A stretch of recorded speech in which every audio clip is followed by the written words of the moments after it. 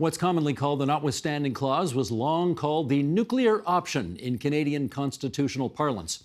It refers to Section 33 of the Charter of Rights and Freedoms, adopted in 1982. It allows the federal and provincial governments to override rights laid out in the Charter. The Ontario government included this clause last week in its legislation imposing a contract on education workers represented by CUPE, the Canadian Union of Public Employees, and making their subsequent job action illegal. For 36 years, no Ontario government ever used the notwithstanding clause. Premier Doug Ford has used it twice and threatened to use it once more. He's now set to rescind the bill using it in this case, but could this episode nonetheless lead to a shift in labour rights in Canada?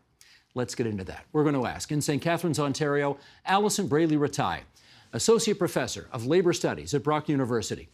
And here in our studio, Catherine Marshall, employment lawyer at Levitt Shake, and Cynthia Mulligan, journalist and political specialist at City News. And it's great to have you two here in our studio. Thank you. And to Professor Brayley-Rattay in Points Beyond, thank you for joining us as well. I understand, am I allowed to say this, Alison? You got COVID, so you're a trooper for being with us tonight. Thank you very, very much. Well, thank you. Cynthia, characterize, if you would, what happened today. Well, there was a showdown that has been brewing ever since the government introduced this legislation. The union's power was growing. They were banding together. And today, this morning, the Ford government backed down. You've covered a few press conferences in your time. Yes, I have. Have you ever been to one where there were probably 24, if not more, labor leaders at the top showing significant solidarity? That was the biggest show of labor force I've ever seen in memory. Definitely. Okay. Catherine, characterize in your view what happened today. I would characterize it a little differently. The Ford government gave an offer that was accepted by the union. So the union is obviously going to frame it as, oh, they backed down. I mean, they've got to do that in order to save face. But, I mean, from a strictly legal point of view, an offer was made and that offer was accepted. And I think what we really saw this morning was a cumulation of a very heated political situation that ended with a ceasefire. But in your view, it was the Ford government offering an olive branch that has us where we are now. Yes. That's how it started. Okay. Alison Brayley-Rattay, I'd like to get your take on what happened today. Certainly. Well, I am perplexed by Catherine's comment that the Ford government made an offer that the union accepted. Perhaps we'll have to come back to revisit that because that's perplexing to me. What I saw happen today was the Ford government overplayed its hand. It had spent too much of its time listening to its lawyers explain to it how it could get away with this draconian legislation legally. Didn't spend nearly enough time listening to people who ought to have been telling it, this is a bad idea. It realized it was a bad idea. It realized it did not have the support, not only not of labor, but of much of civil society in this province, including parents of the very children that are at issue here. And it, as I think Cynthia said, it blinked. Okay, Alison, when I hear people on this program use the word perplexing, usually that's a synonym for what in heaven's name are you smoking? Is that what you're trying to say here? Yes. Okay. She doesn't seem to agree with your characterization of how things went down today. Yeah, to be putting it mildly.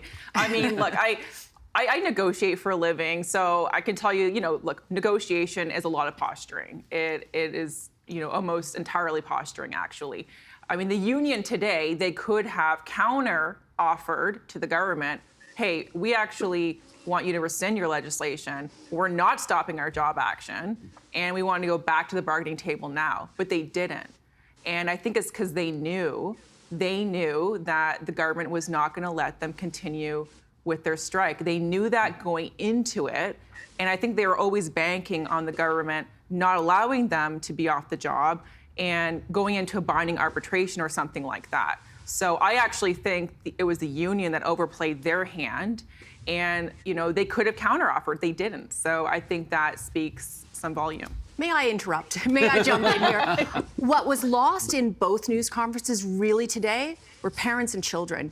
And really, parents want their children back in school, particularly after COVID, when they have suffered a lot of learning loss. They haven't been in the classroom enough.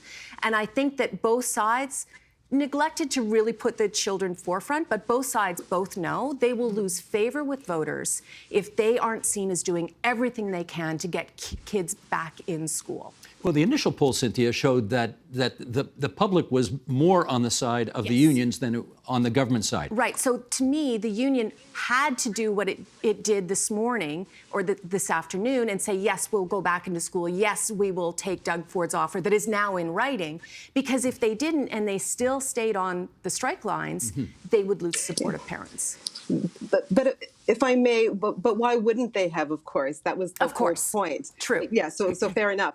I get a little frustrated, and I'm not with you, Cynthia, or anything of that nature. But this, sort of attempt to equalize the unions with the government, because of course the minister is formally a player in these particular negotiations because of the School Collective Bargaining Act, and this idea that unions, of course, they have power, obviously. Ain't no power but the power of the people. But at the end of the day, they, were facing legislation. So legislation that was going to prevent their strike, or attempt to anyway, an imposition of a contract. Section 33, plain silly bugger with some of the provisions of the Ontario Labour Relations Act in order to insulate them against some of the unfair practice claims that might have been made against them. Draconian fines that are way above the caps that are actually in the Ontario Labour Relations Act. So, it's good to know that the government cares about inflationary pressures when it suits them. I just think that there are all sorts of things that were going on here that the government has the levers over.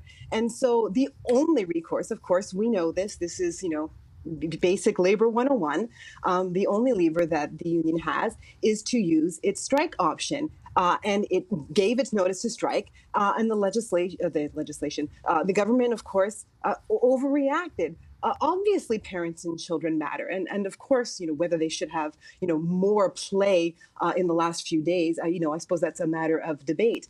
But I also would remind us that when it comes to public sector unions, again, Labor 101, their working conditions are our children's learning conditions. So when they're trying to hold the line, not just for things like wages, but when they're trying to hold the line on things like staffing and support so that there are enough EAs and ECEs and so forth in the classrooms, that short-term pain has a long-term payout for children and parents and civil society as well. And I think that sometimes doesn't get enough play in this conversation either. Okay, I want to pluck one thing out of what you just said, Alison, and put it to Catherine, namely this notion of the preemptive use of the notwithstanding clause of the Charter of Rights and Freedoms in order to suspend rights that workers in this province have traditionally thought they had.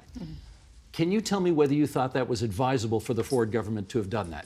So that's a really good question, and I just to sort of give some context to what I'm going to say, I think just picking up on something that you mentioned was that look, this is not short-term pain when kids have been out of school for 2 years, and I think the context of the fact that millions of kids have not had an education and have been in and out of school for 2 years and are very delayed and behind is the important context to looking at what it is the Ford government did. Had COVID not happened, I have no doubt the Ford government wouldn't have taken this move. The move of threatening to use the notwithstanding clause. I completely agree. It's an extreme measure. It's not one to be used lightly. The clause is obviously there to be used in certain situations, and I think this is one of them that called for it because at the end of the day, I have a child in the public system. It is not okay that our kids are not in school. They have rights, and the most important stakeholders in all of this aren't at the bargaining table, which is kids and their parents. They're the ones suffering the biggest consequence when there's strike. They're not in school, they're not learning, they're getting behind, they're not having that. For a lot of kids, school is safety, it's where they get food, it's where they get social development. And we can't pretend like they haven't been severely, probably the most impacted by COVID out of anyone. Well, let's stipulate everybody wants the kids back in school. The question is, how do we get from A to B? So, Yeah. Cynthia, let me put that to you. The notion of the preemptive use of the notwithstanding clause, as you analyze this, how problematic was that in terms of this story? Well, I think it was problematic because I don't think that the Ford government properly messaged that it was justified. And, the opposition pointed out regularly all last week that this wasn't written overnight. Clearly, this legislation had been planned for some time. And in fact, on the very night of Ford's re-election, somebody from, a conservative insider suggested to me, what he's going to do is make teachers, the education sector, an essential service. So something along these lines have been buzzing since June. And I did ask somebody within the Ford government, why didn't you just make them an essential service? This wouldn't have been so messy. Which basically means take away the right to strike. Yes. Your essential service. And what they said was, it takes too long, and then an arbitrator gets involved, and they tend to get higher pay. And they didn't want to lose that control. So this was the second plan. I do think that they were looking initially for quite some time at making them an essential service. And somebody pitched to the Premier and the government that this is a great option. Alison, I have had a number of emails from people saying, why didn't they just farm the whole thing out to binding arbitration? And would you acknowledge that one of the reasons the Ford government didn't want to do that is that they see that as a kind of a pro-labor process where the settlements tend to come in at levels higher than what governments are prepared to pay for? Absolutely. So there are a couple of things here that I think are worth unpacking. And the first one is with respect to Catherine, again, the misleading claim that Section 33 had anything to do with the avoidance of disruption. I certainly think we could understand that there might be a government that genuinely does respect these workers. I don't think it's this government, but certainly one could. I think there are genuinely governments that do respect collective bargaining. I don't think this one does, but I think one could. And one can certainly envision a government genuinely having to grapple with this idea of children who, I think you're absolutely right, Catherine, should be in school, that absolutely have suffered and continue to suffer, by the way, because of COVID and lack of measures in schools, but that's a panel for another day. I think we can absolutely envision that. I think it's absolutely, and in that case, they could have grappled. They might have said, okay, back to work legislation, which is what would have legally taken care of the disruption piece, right? It's the other stuff. It's the imposition of a contract, which, of course, I think is absolutely true, Stephen. It's in order to avoid the fact that they would have gotten a objective shake in front of an independent arbitrator.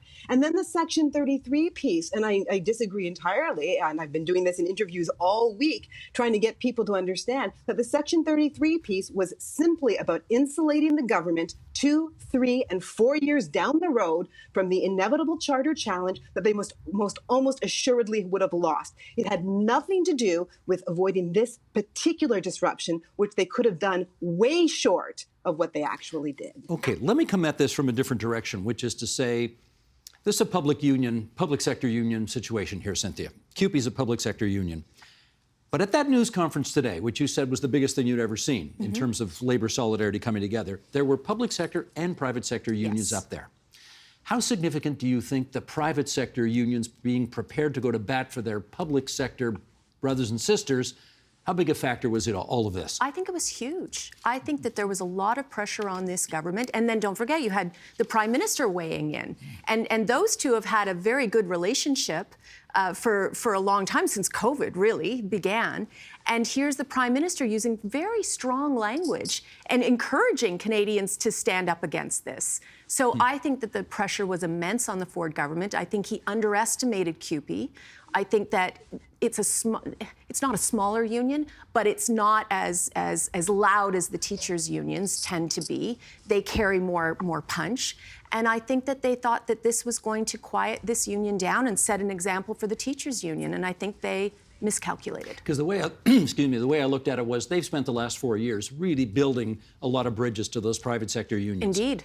And took 8 seats away from the NDP in the last election as a kind of a thank you from those private sector unions. I'm sure the Labour Minister, Monty McNaughton, is not very happy about all the work that he's done that has been undone. So you do believe that a lot of that work was at risk had this continued? I do.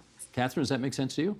Well, I think there's a huge difference between public sector and private sector unions. The bargaining positions are very, very distinct. Like with private sector unions, they they have a lot more considerations. Like they obviously, you don't see these like en masse strikes because if they do a work stoppage, I mean, their employer could go bankrupt and then they won't have jobs. So you have so that's why you see a lot of more of these things happen in the public sector. I'm not surprised to see some private sector unions showing their support to the public sector unions today. But I don't think it's degraded, like what the government has done, I don't think has degraded the work that, I know Minister McNaughton has done for private sector unions. But I think fundamentally, when we look at what did the Ford government really do, I think they were conveying a message to public sector unions, primarily the teachers' unions, that if you guys want to bargain, you better come to the table fairly. And if we look at really like what was on the table here with QP, 11.7% each year for 4 years, a strike option. Like I can tell you if you're in negotiation and someone tables a threat, there's nothing more that will kill a negotiation than tabling a threat. You can't have good faith bargaining when one side is threatening something extreme. You just can't. All right, well, Allison, let's go up to 30,000 feet here, as the expression goes, and have you tell us whether, in your judgment, anything that has transpired in the last 24, 48 hours has changed the way bargaining is going to happen in this province going forward. What do you think? Well, I think two things. The first thing I would like to say, though, because of what Catherine just said about the threat killing a negotiation, workers have the legal right to serve notice of intent to strike. It's part and parcel of the legislation that is given to them by the legislature. So in order to give that intent, and then for the government to then say, if you keep that intent on the table, we are going to not negotiate with you, that's a violation of the Ontario Labour Relations Act in Section 17, which requires, as Catherine did point out, both parties to negotiate in good faith. So really what's happening here, or what's happened here, is that the government broke unlawfully, Ontario Labour Relations Act by engaging in an act of bad faith, which is an unfair labor practice. So I do think it's really important that when we talk about a threat, the threat to strike is not a threat in the kind of way that would then justify what the government did. The government is the one who made the unfair labor practice. So I think that is really important. Otherwise, absolutely, I think the tenor has changed a little bit. If the government had done something even a week ago, very different from what it ended up doing, I think it could have gotten away with things that it couldn't now do. It couldn't tomorrow, for instance, send them to binding arbitration, I don't think, the way it might have been able to get away with even a week ago. So I think it shot itself in the foot. I think Cynthia is absolutely right that, I think it was Cynthia who said this, my apologies, that other conservative leaders and other, leaders in other provinces are paying attention. I think this was a big fight back for labor, public and private. I think that the government will not be able to do tomorrow what it might have been able to do this time last week. I am curious, Cynthia, about who the ultimate target of the way the government has conducted itself over the last week is. I mean, CUPE is the one they're dealing with right now. Mm-hmm. But do you have any doubt that there was a broader message being sent to teachers here as well? Oh, absolutely, without a doubt. And I also think, though, the government was also paying attention to parents. I mean, like it or not, there have been a lot of labor disruptions in schools over the last how many years? 20 years, worked rules. It seems to be a constant theme, regardless of the government. And I think the Ford government was going to send a very strong message that we are not going to tolerate this and wanted to put an end to it. I think that was the goal, is just to put an end to labor disruption in the schools. In which case, now that they have rescinded Bill 28 and they have said at their earliest opportunity they're going to nix it and go back to the bargaining table, what kind of signal does that now send? Well, it's a really good question, how this plays. And will they end up giving the unions more money than they had anticipated just to make this quietly go away? It's kind of the way it usually works, isn't it? You pay for labor peace at some point. You pay for labor peace. Yeah. I think what is missing in this conversation is how much do we think these jobs are worth, like really worth. And I was speaking to some women outside the protest on Friday, and there was one who works as an ECE, but she's a supply. She's been trying to get a full-time job for 5 years, so she has no benefits. She's not making a whole lot of money because she works 4 hours a day, but at different times of the day, so she can't get a second job. She works in public housing, and she has barely any money left over after she pays her public housing bill. Is that what we want for an ECE, an early childhood educator, who's working with our youngest children? I think there needs to be a really broad discussion about what are these jobs actually worth. The education assistant who's working with children with autism, for example, who sometimes are working with really troubled children who are getting assaulted. We know that. We've been hearing this for a long time. Who are chasing children who are running, who are trying to leave the property. And I know of one that fell and broke her leg. Like, how much are these jobs worth, and are they being paid enough? That is a really big question that needs to be answered. Catherine, I wonder whether that was part of the calculation to offer the, what am I looking for? Not laurel leaf, but the Olive branch. Olive branch, thank you. To offer that olive branch, because in fact, these are not teachers making six figures with the best pensions around. These are people making on average 40 grand a year. They're overwhelmingly women, and well, yes, but the union did spin this a little bit. A lot of those jobs are part-time. So I think that the average salary is actually higher than that if you take out part-timers. Okay. Having said that, do they have a more sympathetic access route to the public's ear than, say, teachers might? I think they definitely do, and it's unfortunate, as Cynthia pointed out, that like the debate, these actual workers and their value to our education system really was not anywhere close to the forefront of the debate at all, and that's unfortunate, and it really got lost. And but I want to just go to something that Allison had said earlier, and look, just because you have a card to play doesn't mean you should play it, and I think that's really the point here. Of course, what's that a reference to? To the strike notice. Of course, the union has a right to strike, but just because they have that right doesn't mean they should always play that card in the negotiation context. And if you want to have a good faith bargain, you want to get to a deal, it's not going the way you want it to, maybe it's going slow, maybe you're not getting the offers that you want. Blowing up the process by tabling a strike notice is not always going to be the appropriate thing to do. And I think that's what the Ford government was really trying to convey here. A lot of the rhetoric coming from the unions was that, the Ford government walked away from negotiations. That's not accurate. The mediator couldn't get a deal done. Everybody was too far apart. They were at a stalemate. The strike card is a very powerful card to play, obviously, right? When kids are out of school, parents are upset. And they're not just upset at the government. They're upset at the union. They're upset at everything. They just want the situation to be fixed. But that being said, the government can't just back down every single time that card is played, because if they do, it's going to be played all the time in every single situation. Allison, you want to come back on that? Well, yes.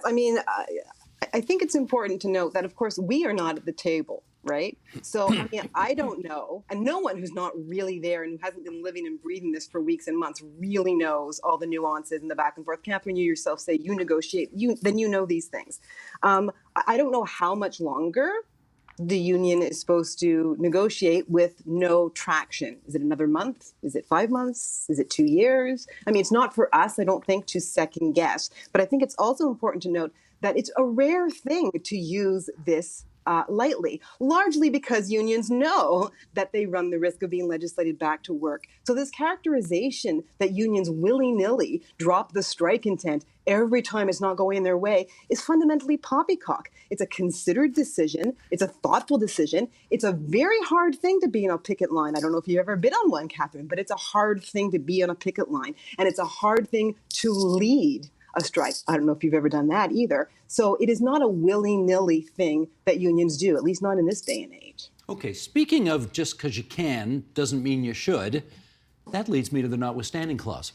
Because the reality is, it has been part of the Charter of Rights and Freedoms. The opportunity to use the notwithstanding clause has been in the Charter of Rights and Freedoms since 1982. But in its wisdom, no previous government of Ontario has ever used it or even mused about using it, threatened to use it, and so on. Or any other province. Well, I Quebec. don't think it's been used. In Quebec, was it used to impose a contract? Oh, that I don't know. That's No, what I mean in a labor Oh, I dispute. see what My you're saying. In a apologies. labor dispute. Right, right.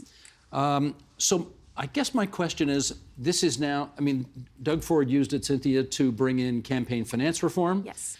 He threatened to use it to overturn a decision about the size of Toronto City Council, ultimately got a better court decision, didn't have to do it. Threatened to use it in this case as well. Again, rescinding for now. I guess the question is, just because you have the power to do something, should you do something? Want to get into some discussion about that?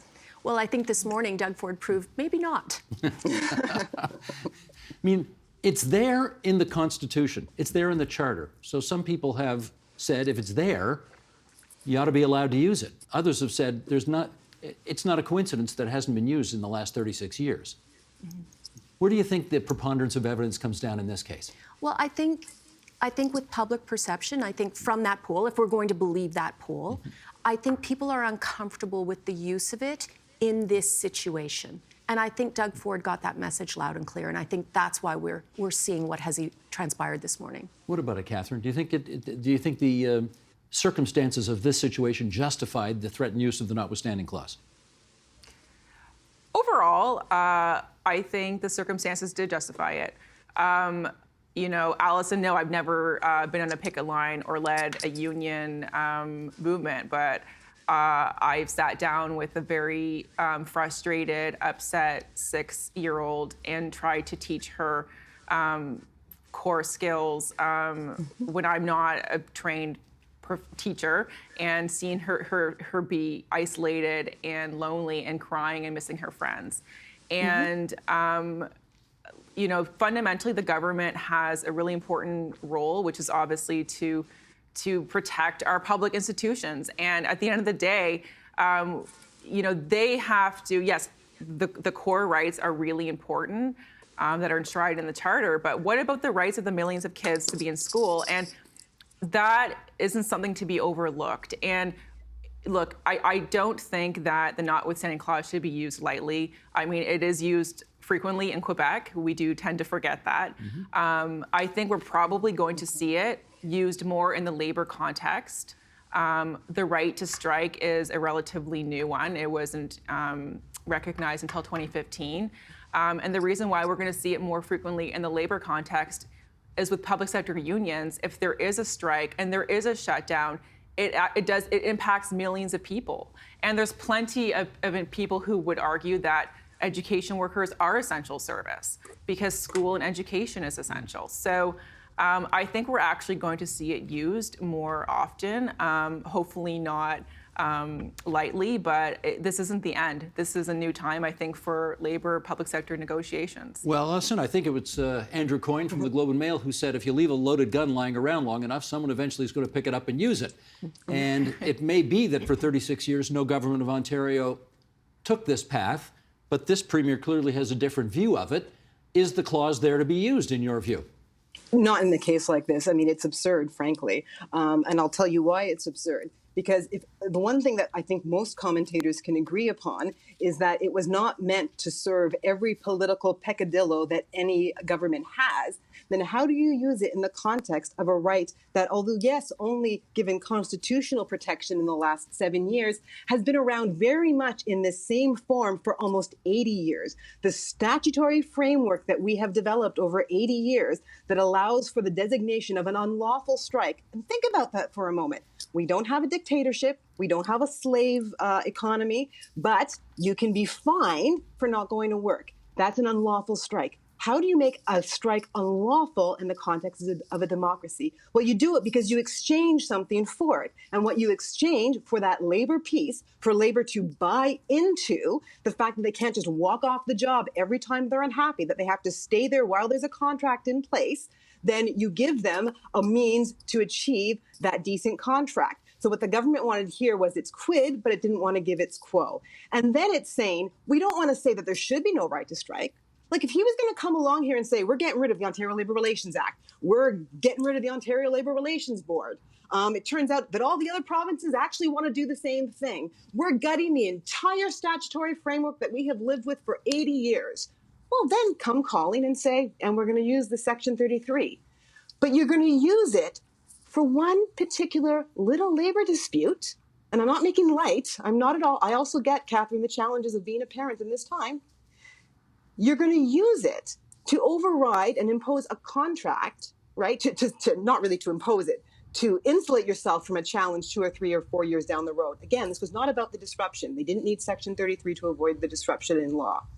You're going to use it for a particular labor dispute. But you're going to say, but we still agree that people should have the right to strike, and we're not going to change the framework. How do you reconcile that use of it with the generally accepted view that it's not supposed to be used for every political peccadillo every time it comes out? Okay, but all right, Cynthia, let me follow up with you on this one. You know, one of the reasons that premiers were loath to use this is because they thought there would be a political price to pay for doing so, which is why none of the premiers from 1982 until 2018 ever threatened to use the notwithstanding clause. Doug Ford used it in his first term. Mm-hmm. He won more seats when he sought re-election. That's right. What lesson do you think he drew from that? That he was right, that he can do this. And he did. He won a resounding majority the second time round, even bigger than his first one. So yes, I think that empowered him to use this again. Allison, what about that? Well, I mean, I think that Cynthia is not entirely wrong, whether or not it was... Thank you. I'm sorry if I come across making it sound like I think everybody's wrong. My child has the same complaint about me. But no, I mean, what I'm saying is, I think I've lost my train of thought. Well, the notion that the lesson Doug Ford would have taken from the last election was, I used the notwithstanding clause and actually won more seats next time out. I didn't get punished, I got rewarded. Well, people vote based on, I'm sure people in this room can figure a whole bunch of different things, and not all the same thing.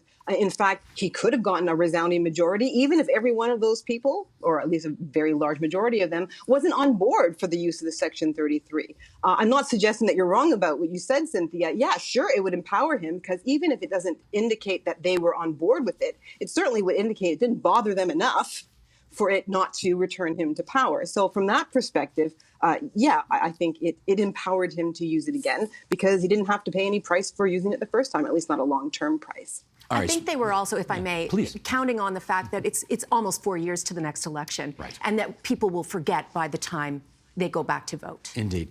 Speaking of paying a price, and Cynthia, maybe you could help us on this, the provisions of Bill 28 suggested that any individual who went on strike was going to be hit with a $4,000 per day fine. So they're out 2 days, so I guess that's $8,000 per person. And the unions themselves, $500,000 a day. Right. Now, do we know whether any of those fines have actually been levied, or what's the status of that? To my knowledge, no. The government, a government person themselves said Doug Ford is not going to go after an individual union worker. That's not the persona that he wants to go after, the little guy, and I say that in air quotes. Right. As for the union, they told me they thought they were going to get a pass on the Friday, and they were expecting perhaps today that they would start seeing some fines. I doubt that's going to happen now because of this somewhat truce. But the union was saying that they weren't going to pay those fines anyways. They were going to fight them in court. Gotcha. Mm-hmm. We're down to our last minute here. And Catherine, as you've pointed out, you've done some labor negotiating in the past. So maybe you can look into your crystal ball and divine what happens next. Like, where does this thing go now? This is all fairly unprecedented. It absolutely is. I mean, so if I were the union, what I would have actually done this morning in accepting the government's proposal is I would have included terms that a deal be struck within a certain timeline. So I wouldn't have left it open-ended. That's my negotiation hat coming on. And Allison, I see you nodding there. Maybe I got your agreement on that. I wouldn't have left it. I wouldn't have left it open-ended. But you'd have put a deadline on the government. Yeah, for sure. You have until 3 weeks from now, midnight. Whatever, or else we're back out. Yeah, because then it puts pressure on the government to really come to the table, and then if they don't get a deal done, then the union can say, well, they had a deadline and they didn't put the work into it. So I think keeping it open-ended, unfortunately, means that it could take a very long time for this to be negotiated. But I think both parties are going to be under a lot of pressure to get a deal done. They're both feeling, I think the government and the union are feeling heat from different angles and different sides of things. And then, of course, parents, I can guarantee you, if you talk to any parent today, the only thing they're going to say is, thank goodness the kids are going back to school. They're not going to be talking about Section 33 and the labor relations Well, you Act know what? and- It's a good little constitutional history lesson for everybody who's in public school right absolutely. now. Yeah. There we go. All right, I want to thank the three of you for, here's this word. Notwithstanding the differences of opinion you have here, you had a very civilized discussion for which we're grateful. Alison Braley Rattay, Catherine Marshall, Cynthia Mulligan, great to have all of you on TVO tonight. Thank you. Thank you, Steve. Thanks very much. The Agenda with Steve Paikin is made possible through generous philanthropic contributions from viewers like you. Thank you for supporting TVO's journalism.